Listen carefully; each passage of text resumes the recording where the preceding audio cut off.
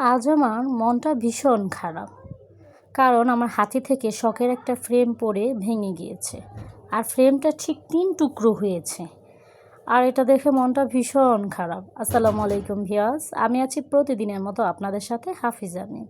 কুরবানির ঈদ উপলক্ষে ঘর ঝাড়া মোছার কাজ চলছিল। বাচ্চাদের পরীক্ষা শেষ, বাসায় ফ্রি। ঘর ঝাড়া মোছা করতে যেয়ে আমার এই ফ্রেমটা হাতে থেকে পড়ে ভেঙে গেল। আর আমি কিন্তু আমার ৩ তলা ফ্ল্যাটের জন্য টুকিটাকি অনেক কিছু কেনাকাটা করেছি। তার সাথে কিন্তু এই ফ্রেমগুলোও কেনাকাটা করেছি। এখন মন খারাপ করে মেঝেতে বসে ফ্রেমগুলো দেখছি। আমি ঘুরে ঘুরে বাহিরে যাওয়ার পর যেটা যখন চোখে ভালো লাগে সেটা কিনে নিয়ে আসি আমার সুন্দর শখের ফ্ল্যাটটা সাজাবো বলে। আর এই পিকচারটা দেখছেন, এটা আমার খুব শখের আর প্রিয় একটা ছবি ফ্রেম ছিল। এটা পড়ে ভেঙেই গেল।